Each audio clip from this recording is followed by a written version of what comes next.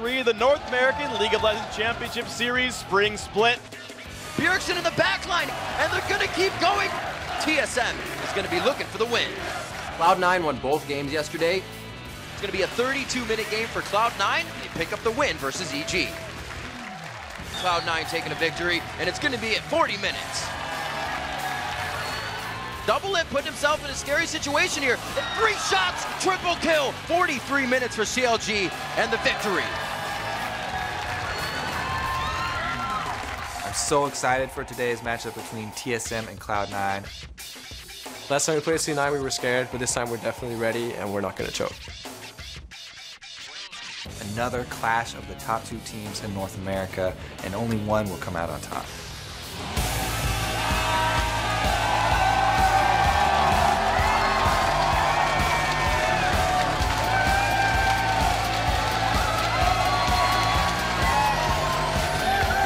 Hello and welcome to Week 3 of the North American League Championship Series.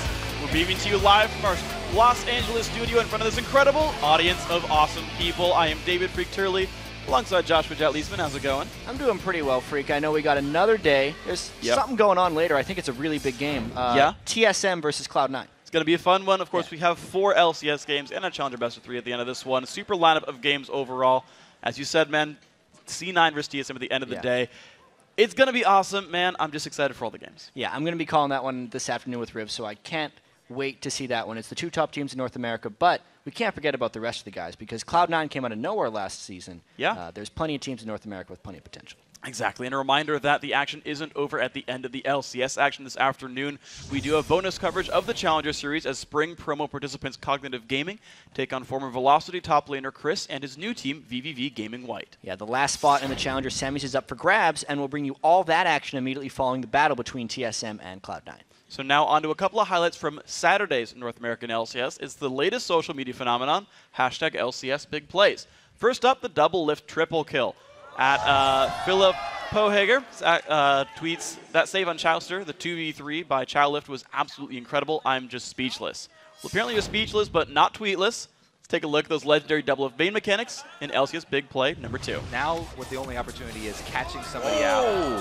That was a Talisman of Ascension used there too, so they want Chowster on this. Looks like they are going to get him. Double Lift putting himself in a scary situation here. It may be enough though. The knock up in the lockdown, the armor pen is applied, and it looks like they're going to be able to get quads as well. Those are the plays Counter Logic Game was looking for. Boy, you're way too close.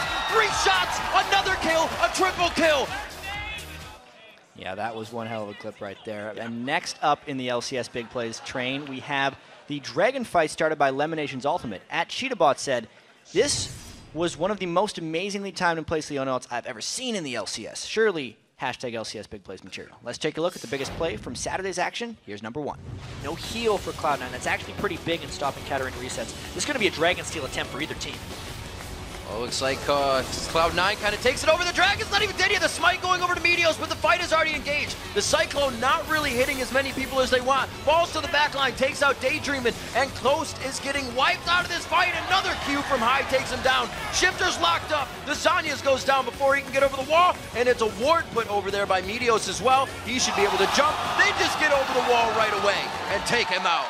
And you can see right there, Cloud9, an incredibly scary team fighting team, and I can promise you guys, we love watching these plays as much as you guys do. Yeah, so keep them coming. Hit us up at LOL Esports and use the hashtag LCS Big Plays. And now let's send it over to Riv and Kobe for a look at today's hashtag Big Storylines.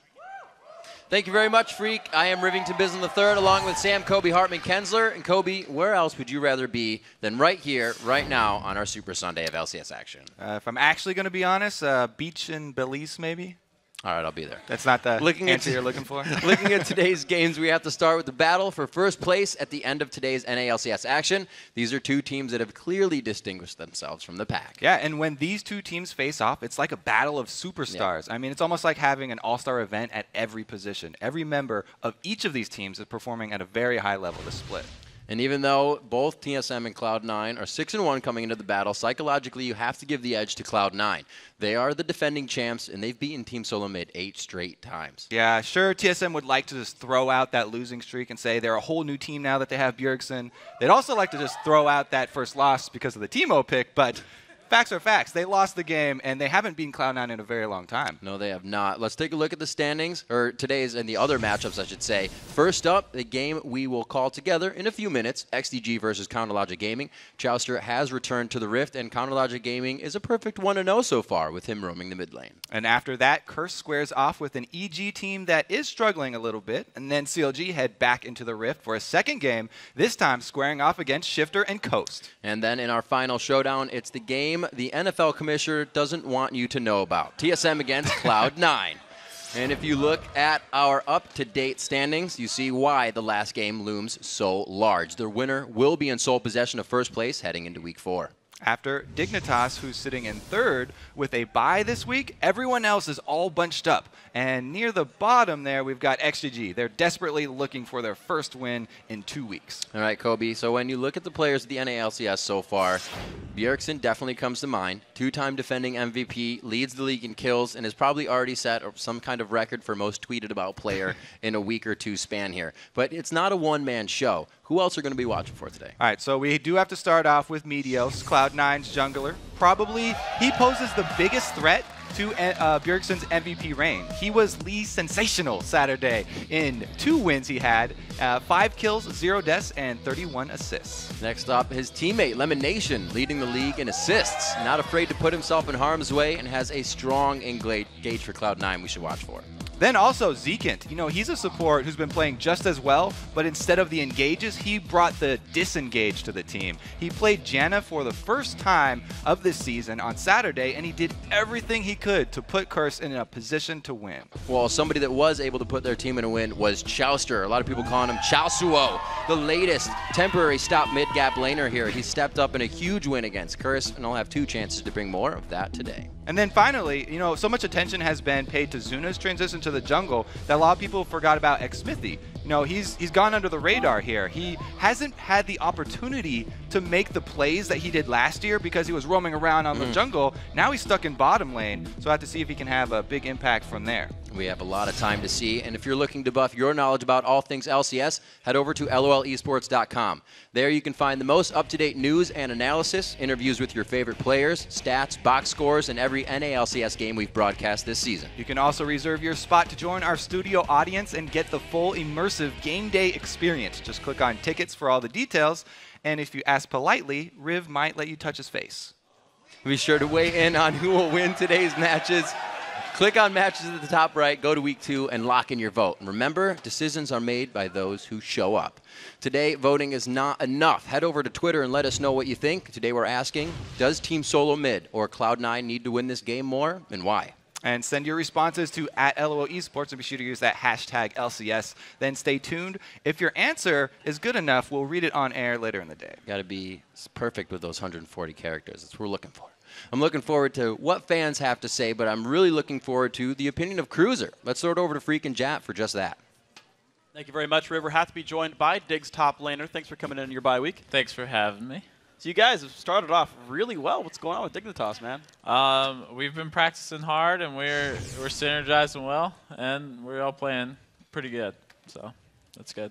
That's good. So talk to me about then you, because you've come into the scene pretty new. I know you've competed before on the likes of Legion. Tell me like sort of your transition now back into the competitive scene. Honestly, the transition wasn't too hard because I was recently on Azure Cats, which was probably 6 months ago or so, and we were practicing as much as a normal LCS team was, so transition wasn't too bad. Yeah, and it's been interesting, though, because you guys had the rough start to the season. A lot of people were talking about how Dignitas was just going to fall, all kinds of terribleness in this LCS season, and now you're on this big winning streak. What's the chemistry been like within the team to make that happen? Honestly, after the losses, no one like really took them too hard. We just kind of like knew what we had to do to win. So the chemistry's been good. We've all been really friendly. It's a good atmosphere to be in, for sure. And as far as yourself in the top lane, now that this is your first split in the LCS, what's it been like playing against the other top LCS top laners? It's been good. They're all really talented. Everybody gets their little hate every once in a while, but it's I think everybody's a good player. That's why they're here. Okay, so I actually want to talk to you then about what it's like playing in the LCS here, because you've got a big studio audience in front of you, right, cheering, congratulating every time you win. What's the fan experience like when you're playing in front of this crowd? It's good. would much rather have the fans here than like last season. I remembered playing in the qualifier, and it just didn't feel the same because you were kind of just sitting there, and it's like you're just alone in this studio, and it's like, but yeah, I love the fans. And you've played against both TSM and Cloud9. You guys were able to knock out Cloud9 for a win, but you did end up losing to TSM. What stood out to you about both of those teams when you played against them?